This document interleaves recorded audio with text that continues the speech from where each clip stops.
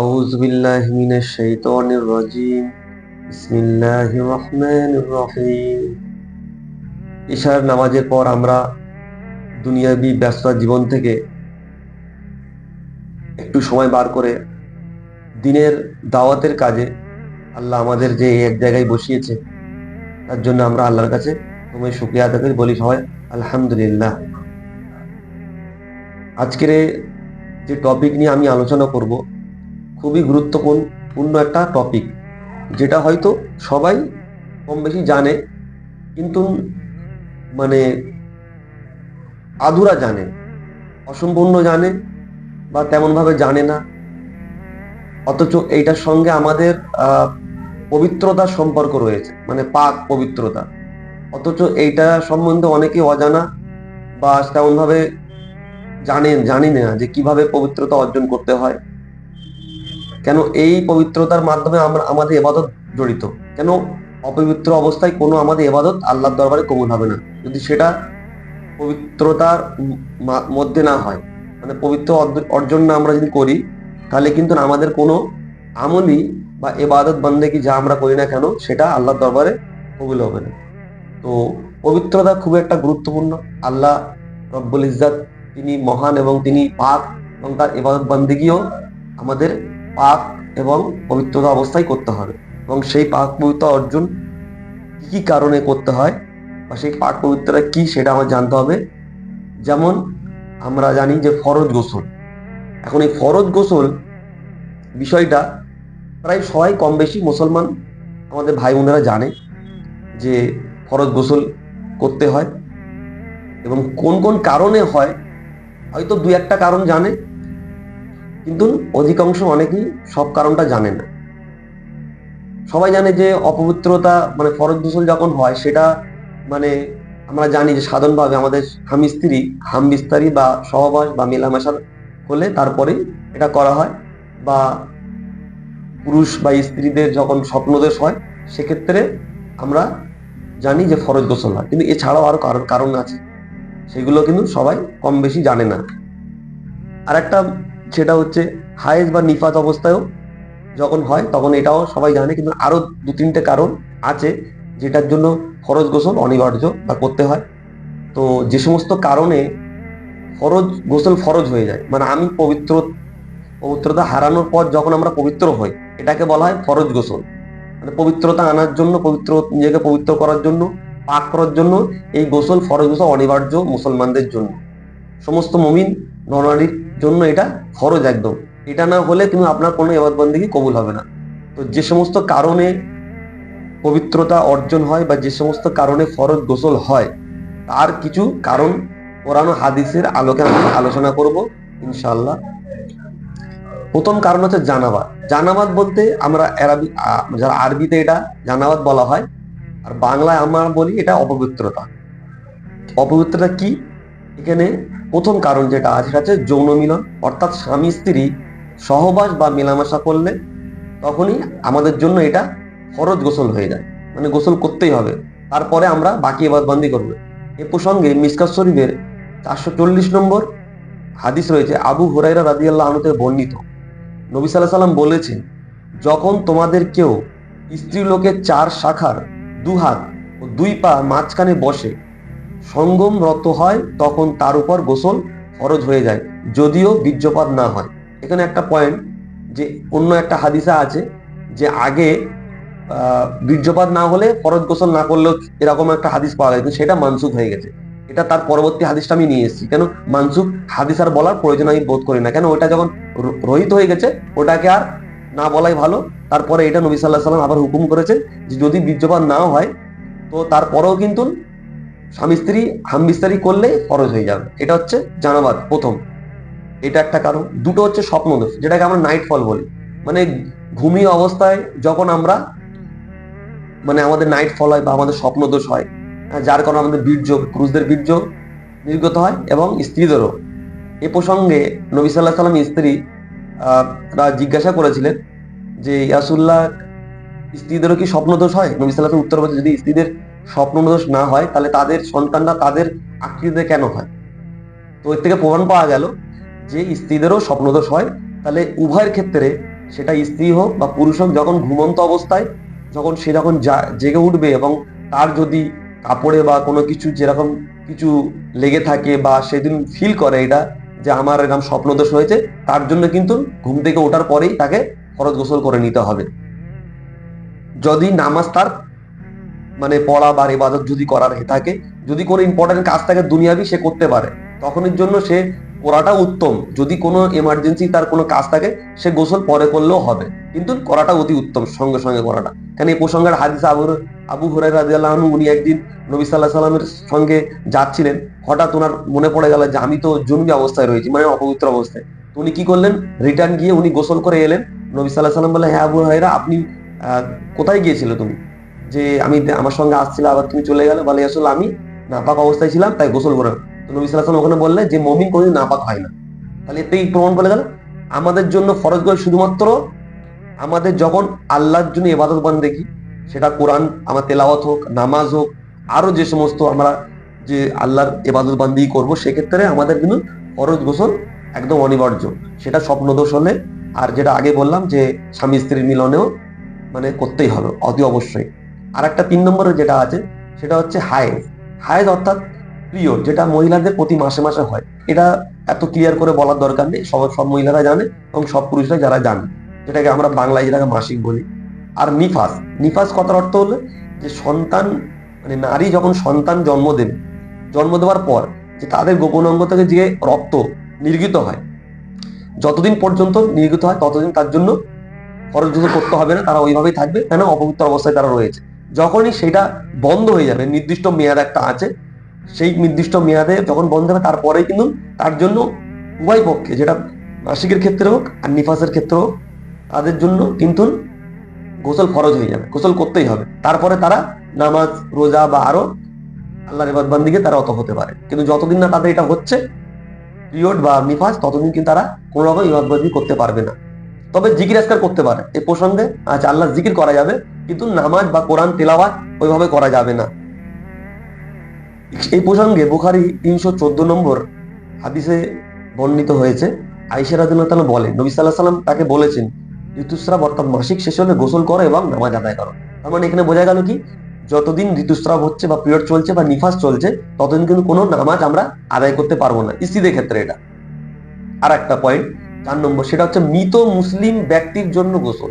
এটা কিন্তু যে ব্যক্তি ইন্তেকাল করে যাবেন তার পরিবারবর্গের উপরে সেটা ফরজ, কিন্তু মৃত ব্যক্তিকে গোসল করাতে হবে, এটা হচ্ছে ফরজ, গোসল করাতেই হবে। সেটা হচ্ছে যারা মাইয়াত, যে মাইয়াত মারা গিয়েছে তার জন্য তার পরিবারের পক্ষ থেকে গোসল করানো ফরজ। আর এই প্রসঙ্গে একটা হাদিস আছে, বুখারী 1253 নম্বর, উম্মে আতিয়া রাদিয়াল্লাহু তাআলা থেকে বর্ণিত, নবী সাল্লাল্লাহু আলাইহি ওয়াসাল্লাম বলেছেন, আমাদের আদেশ করেছেন নবী সাল্লাল্লাহু আলাইহি ওয়াসাল্লাম যে আমরা যেন মৃতদের গোসল করাই। এটা নবী সাল্লাল্লাহু হুকুম, যখন নবী সাল্লাল্লাহু এই পার্টিকুলার হুকুম এসে যায় তখন সেটা একদম ফরজ, সেটা করতেই হবে। আর 5 নম্বর একটা শেষ, সেটা হচ্ছে কোনো অমুসলিম ইসলাম গ্রহণ করবে, যদি কোনো অমুসলিম, সে হিন্দু হোক বা খ্রিস্টান হোক বা অন্য কোনো ধর্মাবলম্বী তারা হোক না কেন, যখনই সে ইসলামে কলমা পড়ে যখন মুসলমান হবে, তার জন্য কিন্তু গোসল ফরজ হয়ে যাবে। এই 5টা পয়েন্টের জন্য আমি আলোচনা করলাম। এই 5টা কারণে গোসল কিন্তু প্রত্যেক মুসলমান নরনারীর উপরে ফরজ, মানে বাধ্যতামূলক। ফরজ মানে কম্পালসারি, মানে বাদ দিতে পারবে না, একদম করতেই হবে, কোনো অনিবার্য একদম মানে ছাড় নেই। এটা না করলে কিন্তু কোনো এবাদত আল্লাহর কাছে কোনো গ্রান্টেড হবে না বা কবুল যোগ্য এবাদত হবে না, বেকার করা হবে। আর এটা গুনাহে কাবিরা, যে আমি অপবিত্র অবস্থায় নামাজ পড়ছি জেনে শুনে, ঠিক আছে, কেউ তো করবে না, তবুও কেউ যদি মানে এরম ভাবে করতে চায়, কিন্তু এটা কিন্তু কোনো গ্রান্টেড হবে না। এবারে একটা যেটা সব থেকে গুরুত্বপূর্ণ, যে আমরা তো জানি যে গোসল ফরজ হলে ফরজ গোসল করতে হবে, কিন্তু পদ্ধতিটা আমরা অধিকাংশ মুসলমান জানি না। এবং আমি নিজে ব্যক্তিগতভাবে পরিচিত আমার কিছু মানুষ, তারা আমাকে এই প্রসঙ্গে জিজ্ঞাসা করেছে। তো আমি সেই জন্য একদিন আমার মাথায় এলো যে সত্যি এরকম বিষয় একটা মানে যদি ভিডিও বানিয়ে রাখা হয়, তাহলে হয়তো অনেক মুসলমান যারা সেই অতটা হয়তো ক্লিয়ারলি জানে না, তারাও জেনে যাবে, তাহলে তারা সচেতন হয়ে যাবে। তারা জানে গোসল করতে হয়, ফরজ হয়েছে, তারা গোসলটা এমনি যেমন নর্মাল গোসল সাধারণভাবে গোসল তারা করে করে কিন্তু যদি নবী সাল্লাল্লাহু আলাইহি ওয়াসাল্লাম পদ্ধতিতে গোসল না হয়, তাহলে কিন্তু সেটা ফরজ গোসলটা হবে না।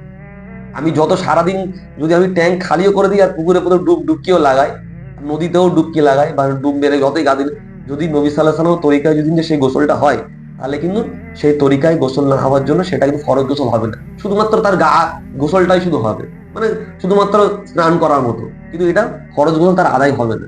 তো ফরজ গোসল আদায়ের জন্য নবী সাল্লাল্লাহু আলাইহি সাল্লাম সেটা আমাদের বলে দিয়ে গেছেন এবং প্র্যাকটিক্যালি করে দেখিয়ে গেছেন, এবং তার স্ত্রীরা সেইগুলো দেখেছেন এবং সেইগুলো বর্ণনাও করেছেন, সাহাবীরাও বর্ণনা করেন। তো এখানে অনেক হাদিস আছে, আমি সব হাদিস এক জায়গায় করে আমি কিছু পয়েন্ট নিয়েছি, আমি রেফারেন্স দিয়ে দেবো। আমি পয়েন্টগুলো এখানে প্রত্যেকটা হাদিসকে কিছু কিছু ভাগ আছে, সেটা আমি এক জায়গায় করছি যাতে সুবিধা করে মানে সাধারণ মানুষ বুঝতে পারে। আমার পরিচিত অনেকজন বলে যে কিভাবে প্রথমে স্টার্ট করতে হয় গোসল, কেমন ভাবে কি করতে হয়, মানে অজুটা কখন করতে হয় বা কেমন ভাবে গোসলটা করতে হয়। তো আমি সেই সমস্ত কথা মাথায় রেখে কিছু পয়েন্ট আমি আলোচনা করছি, আর সর্বশেষ আমি সব রেফারেন্স গুলো পরপর আমি দিয়ে দেবো। আমি সব হাদিসগুলো এক জায়গায় করে আমি কিছু পয়েন্ট বার করেছি, যেটা প্র্যাকটিক্যালি আমরা অজু কিভাবে করব সেটা আমি বলবো ইনশাল্লাহ। প্রথম যে পয়েন্টটা হচ্ছে নিয়ত করা। প্রথম হচ্ছে নিয়ত করা, আমরা যে কোনো কাজ করব প্রথম হচ্ছে নিয়ত। কেন নবী সাল্লাল্লাহু আলাইহি প্রসঙ্গে একটা হাদিস রয়েছে, সেটা হচ্ছে নবী সাল্লাম বলেছেন সব কাজের মূল্য নিয়তের উপর নির্ভরশীল। মানে আমি যা কিছু কাজ করব সেটা আমার অন্তরের নিয়তের সাথে করতে হবে। যদি নিয়ত না হয় তাহলে সেই কাজটা আমার হবে না, সাকসেসফুল হবে না, বা আল্লাহর কাছে গ্রান্টেড হবে না।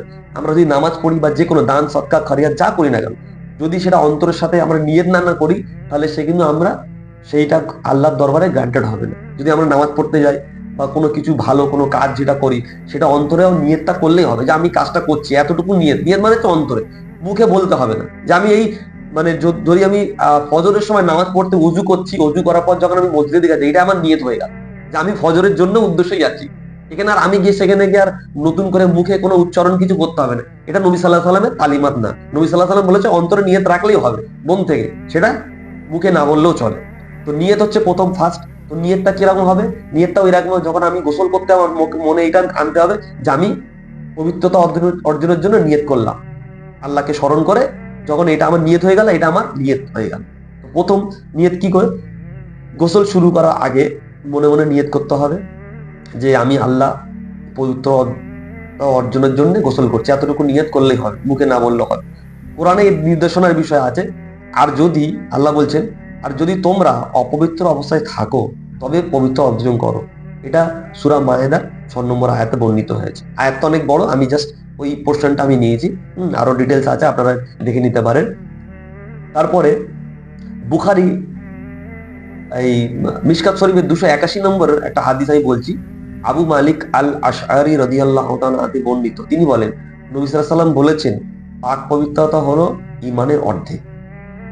মানে আমি যে পাক পবিত্র হব, এটা হচ্ছে আমার ঈমানের অর্ধেক। মানে আমি আল্লাহর উপরে যে বিশ্বাসটা এনেছি, এটা তো একটা ঈমান। তো ঈমান ইনকমপ্লিট, এর থেকে বোঝা গেল যদি পবিত্রতা না অর্জন আমরা করি, তাহলে কিন্তু আমাদের ঈমানটা হচ্ছে শুধুমাত্র আল্লাহর প্রতি আনা হবে, কিন্তু সেটা ইনকমপ্লিট হবে। মানে 50% ঈমান এনেছি, 100% হয়নি। 100% কেন হয়নি?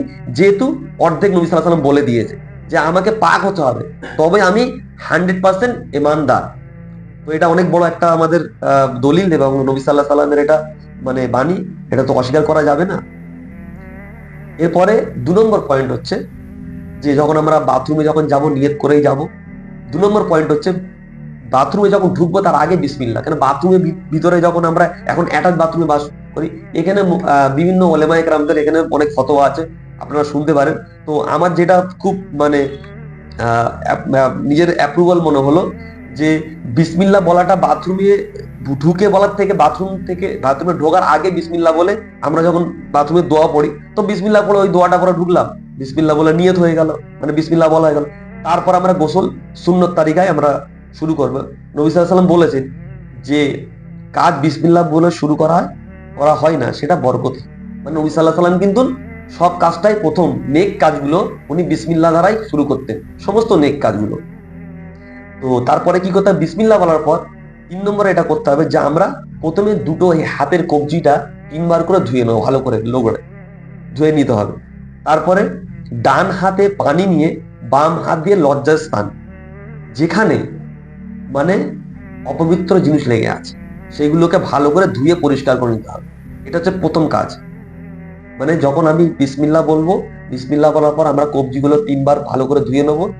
কবজি ধোয়া হয়ে গেলে এবারে ডান হাত দিয়ে জলটা নেবো বা মগ বা যা কিছু থাকে সেটা নেব, আর বাম হাত দিয়ে আমরা লজ্জাস্থল সহ যেখানে যেখানে আমাদের অপবিত্রতা লেগেই রয়েছে, সেটা আমাদের কাপড়ে হোক বা শৈলী কোনো জায়গা হোক, সেটাকে ভালো করে ধুয়ে পরিষ্কার নিতে হবে। যে কোনো জায়গায়, শুধু নিচের পোর্শন কেন, ওপরেও যদি কোনো ক্ষেত্রে কোথায় লেগে থাকে সেটাকে আমরা ধুয়ে পরিষ্কার করে নেবো।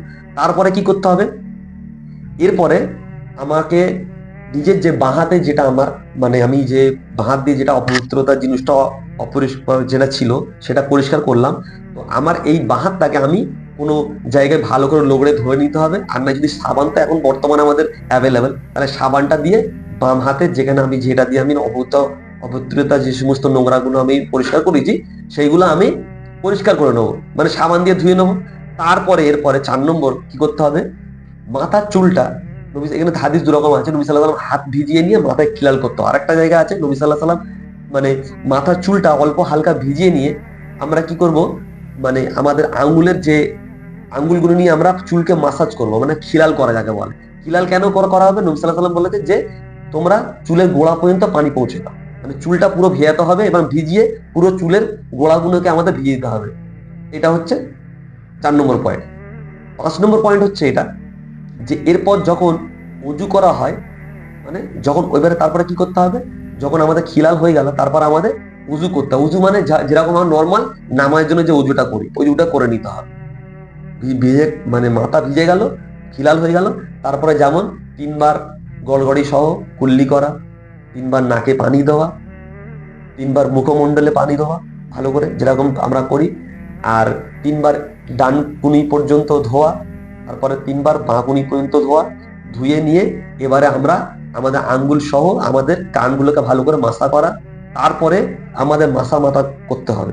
করা হয়ে গেল, করার পর এবারে আমরা কি করব, মাথায় 3বার পানি ঢালবো, তারপর ডান কানে 3বার ঢালবো, বাম কানে 3বার ঢালবো। এইভাবে আমরা পুরো শরীরে পানি বইয়ে দেবো, আর ভালো করে গাটা লোগড়িয়ে ধুয়ে নেবো, যে শরীরে কোনো অংশ না শুষ্ক না থাকে। বিশেষ করে খেয়াল রাখতে হবে যে শরীরে যে সমস্ত কুচকানো যে সমস্ত অংশগুলো রয়েছে, যেমন আমাদের মানে যে সমস্ত এত ক্লিয়ার বলতে হবে লজ্জাস্থান সহ আরো যে সমস্ত গোপন অঙ্গগুলো রয়েছে এইগুলো কিন্তু ভালো করে ধুয়ে নিতে হবে। যেমন আমাদের বগল আছে, এখানে কোচকানো, যেমন এই জায়গাটা আমাদের কোচকানো থাকে, এইগুলো ফিট করে এইগুলো ভালো করে লগড়ে দিতে হবে। আঙুলের ভিতরে এইগুলো, পায়ের আঙুলের মধ্যে যে সমস্ত মানে আঙুলের যে ফাঁকগুলো আছে এইগুলো ভালো করে মানে প্রত্যেকটা জায়গায় পানিটাকে পৌঁছাতে হবে। তো এইটা করার পর এবারে আমার গোসল কমপ্লিট হলো। আমি কি করব, গোসল যখন কমপ্লিট হলো আমি একটু দূরে সরে আসবো, সরে এসে আমার পা টাকনুর পর্যন্ত ভালো করে 3বার করে ধুয়ে নিতে হবে। ধুয়ে নেওয়া হয়ে গেল, আমার অজুও কমপ্লিট হয়ে গেল, আমার গোসলও কমপ্লিট হলো। এই অবস্থা আমি কাপড় চেঞ্জ করে নিয়ে আমি নামাজ পড়তে পারবো, তার জন্য আলাদাভাবে কোনো অজু আর লাগবে না। এটা নবী সাল্লাহ সাল্লাম করতেন, সেম আমি এই পয়েন্টগুলো তুলে ধরেছি। এবারে যে সমস্ত হাদিস থেকে আমি এগুলো নিয়েছি তার রেফারেন্স আমি দিচ্ছি, বুখারী 248, সহিহ বুখারী 245, ইবনে মাজাহ 604। আরো অনেক হাদিস আছে গোসলের, যদি আমরা চ্যাপ্টারে যাই মুসলিম শরীফ গোসলের চ্যাপ্টার আছে, আর বুখারীতে আছে, প্রত্যেকটা হাদিসের কিতাবে গোসল পবিত্রতা নিয়ে চ্যাপ্টার আছে। আপনারা চাইলে আরো পড়ে নিতে পারেন। তবে আমি এগুলো সহজ ভাষায় আমি, কেন হাদিসে এক এক জায়গায় এক এক রকম এসছে, আমি বিভিন্ন হাদিসের কনক্লুশন এক জায়গায় নিয়ে এসেছি যাতে সাধারণ মানুষের বুঝতে অসুবিধা হয় পয়েন্ট ভিত্তিক। এটার জন্য আমি এটা খুব একটা গুরুত্বপূর্ণ। আর একটা প্রশ্ন এসেছিল, আমার একটা পরিচিত আমার বন্ধুই করেছিল এবং অনেকেই করে থাকে, সেটা হচ্ছে যে যারা পুকুর আছে, পুকুরে কিভাবে, এটা তো আমরা জানি যে নবী সাল্লাহ সাল্লাম ওনার ওখানে যে আগে তো ওখানে সৌদি আরবে তো আর ছিল না, মানে পুকুর এরকম ছিল না, তারা বাথরুম মানে পানি তারা সংগ্রহ করে রাখতেন এবং পাত্র থেকে তুলে তারা গোসল করতেন, যেটা আমাদের মডার্ন ভাবে যেটা আমরা বলি বাথরুমে হয় কেউ শাওয়ারে গোসল করে আর কেউ এমনি মগ নিয়ে বা গামলা নিয়ে করে। কিন্তু যারা পুকুরে গোসল করে সেক্ষেত্রে কি হবে, এই প্রশ্নটা আমার কাছে এসেছিল। তা আমি তাকে এইভাবে বলেছিলাম যে ওখানেও সেম একই কাজ করতে হবে, যে আমি যখন যাব নিয়ত করব, প্রথম নিয়ত করার পর আমি কিন্তু যখনই যাব পুকুরের কাছে গিয়ে বিসমিল্লাহ বলে আমি প্রথম কবজিগুলো ধুয়ে নেব। তারপরে উপরে ডাঙায় বসে আমি আমার লজ্জাস্থল সহ যেখানে যেখানে না পাতি সেগুলো পরিষ্কার করে নিয়ে হাতটা ভালো করে ঘষে ধুয়ে নেবো, সেটা মাটি হোক, কেন নবী সাল্লাল্লাহু আলাইহি ওয়াসাল্লাম বলেছে মাটিতে ঘষতেন। মানে এখন বর্তমানে যে আপনার কাছে সাবান আছে মাটি দিয়ে ঘষে নেবে, আর যদি মাটি না থাকে তাহলে সাবান, আলহামদুলিল্লাহ সাবান নিয়ে ঘষে পরিষ্কার করে নেবে। করার পর এবারে সেম যেরকম আমি পয়েন্টগুলো বললাম ওইরকম সেম আপনি উজু করে নিয়ে গিয়ে গোসল করে নিয়ে ডুব মেরে যেরকম গোসল করে, বা কেউ অর্ধেক নেমে মাথায় গামলা দিয়ে বা মগ দিয়ে গোসল করে নিয়ে উপরে যখন উঠবে তখন টাকুটা ধুতে হবে। ওর ভিতরে ওই যে উঠে চলে এলে হবে না। কেন বাথরুম নবী সাল্লাল্লাহু আলাইহি ওয়াসাল্লাম যখন গোসল করতেন, গোসল করা কমপ্লিট করার জন্য একটু দূরে আসতেন। কেন ওখানে যে গোসলটা করেছে ওটা তো নাপাকি হয়ে আছে, ওই জায়গাটা একটু দূরে আসতে হবে। আমাদের বাথরুমের ক্ষেত্রে হয়, যেখানে আমি গোসল করছি, যেখানে গোসল করব সেখান থেকে একটু সরে এসে অন্য কোনো যে সাবার বা কোনো কল আছে বা কোনো কিছু আলাদা পাত্রে পানি রেখে আমরা কিন্তু টাকনু সহ আমরা ধুয়ে নেবো 3 বার করে। পুকুরের ক্ষেত্রেও যখন আমরা গোসল কমপ্লিট হয়ে যাবে, ডুব মেরে আমরা গা ধুয়ে ডুব দিয়ে তারপর উঠে আমরা ওইটাকে টাকনু দিয়ে ধুয়ে নিলে এটা হয়ে যাবে। এবার একটা প্রশ্ন এসেছিল, যখন আমাদের ফরজ গোসল করব অথচ আমাদের সাবান বা শ্যাম্পু আমরা তখন কি করব? তখন ক্ষেত্রেও সেম, কিন্তু তখনও প্রথম নিয়ত করতে হবে, বিসমিল্লাহ বলে গোসল শুরু করতে হবে। তারপরে যেই লজ্জাস্থান যখন আমরা যে হাত দিয়ে যখন পরিষ্কার করছি তখন ওই জায়গাটায় আপনাকে সাবান দিয়ে নিজেকে পরিষ্কার করতে হবে, যদি সাবান মাখার প্রয়োজন হয় কাউ। ফরজ গোসল হয়েছে সে সাবান মাখবে, তো ওইরকম সেম সে তার গায়ে বা পায়ে যেখানে যে পুরো শরীরে সাবান মাখলো, মাখার পর মাথাটা সে শ্যাম্পু করতে পারলো, করার পর এবারে কমপ্লিট হয়ে গেল, তারপরে সে উজু করবে। উজু করে নিয়ে হয়ে গেলে তারপরে শরীরে ওরকম সুন্নত তরিকায় যেরকম পয়েন্ট ভিত্তিক আমি বললাম ওরকম করবে পরস্পর। তারপরে সে আবার উঠে এসে এইভাবে টাকনু দিয়ে চলে আসবে।